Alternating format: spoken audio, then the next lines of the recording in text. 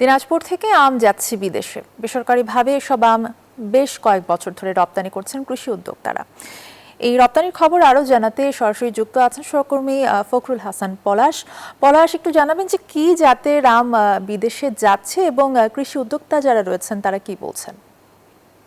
অর্থে আপনাকে একটু জানিয়ে রাখি যে দিনাজপুরে আমরা দেখেছি যে কৃষি উদ্যোক্তা যারা রয়েছেন, বিশেষ করে আমি এখন রয়েছি বিডল উপজেলায়, এখান থেকে কিন্তু আসলে আম রপ্তানি হচ্ছে। বিশেষ করে আপনি যেটি বললেন যে কি জাতের আম, সেটি হচ্ছে ব্যানানা ম্যাঙ্গো, আম রূপালী, এবং এছাড়াও কিন্তু বেশ কিছু আম যেমন কাটিমন আম রপ্তানি হচ্ছে। আমি যদি সরাসরি উদ্যোক্তার সাথেই কথা বলি যে আসলে কি কি আম রপ্তানি হচ্ছে এবং কিভাবে যাচ্ছে এবং আপনাদের কোনো প্রতিকূলতা আছে কিনা এর মধ্যে একটু জানাবেন। আসসালামু আলাইকুম। আমি আলহামদুলিল্লাহ এগ্রো ইন্ডাস্ট্রিজের ব্যবস্থাপনা পরিচালক মুরাদ শেখ। আমরা এবছর প্রায় 6,600 কেজি আম এক্সপোর্ট করেছি বিশ্বের 3টি দেশে, লন্ডন, ইতালি এবং সুইডেনে। আমাদের প্রথম যেই প্রতিবন্ধকতা সেটি হলো আমাদের ফ্রেট কস্ট। আমাদের ফ্রেট কস্ট গত বছরের তুলনায় অনেক বেশি, যে ক্ষেত্রে আমাদের মূল প্রতিদ্বন্দ্বী হলো ভারত এবং পাকিস্তান। ভারতের ভাড়া আমাদের তুলনায় প্রায় 1.5 থেকে 1 গুণ কম।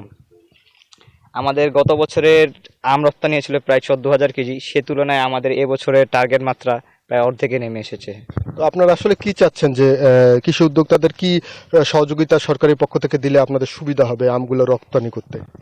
আমরা যদি আমটাকে প্রসেস করে 12 মাস রাখতে পারি এবং ফ্রেট কস্টটা কমাতে পারি, তাহলে আশা করছি যে এবছর না হলেও সামনের বছর আমের এক্সপোর্টটা বাড়াতে পারবো এবং সেই সাথেই যে আমের পুরাবাসীর যে চাহিদাটা সেটা পূরণ করতে হবে। বাংলাদেশে প্রায় 27 লক্ষ মেট্রিক টন আম উৎপাদন হয়ে থাকে, তার মধ্যে আমরা কেবলমাত্র 3,100 টন আম এক্সপোর্ট করে থাকি।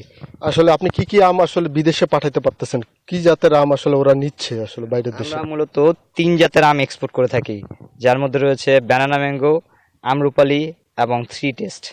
কি কেমন দামে যাচ্ছে? আমরা লন্ডনে যে আমটা দেই সেটা ব্যানানা ম্যাঙ্গো প্রায় 800 থেকে 850 টাকা কেজি বিক্রি হয়।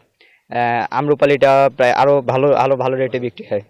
ধন্যবাদ আপনাকে। আসলে আপনি শুনছিলেন যে সরকারি পৃষ্ঠপোষকতা যদি থাকে তাহলে এই আমগুলো বিদেশে রপ্তানি করে তারা কিন্তু বেশ বলছেন যে একটা সম্ভাবনা রয়েছে, সেই সম্ভাবনার দ্বারা আসলে উন্মোচন করতে সরকারকে এগিয়ে আসতে হবে, এমনটাই কিন্তু জানাচ্ছিলেন এখানকার যে উদ্যোক্তা রয়েছে, কৃষি উদ্যোক্তা তারা। তো দিনাজপুর থেকে এই ছিল আমার কাছে আম নিয়ে সর্বশেষ।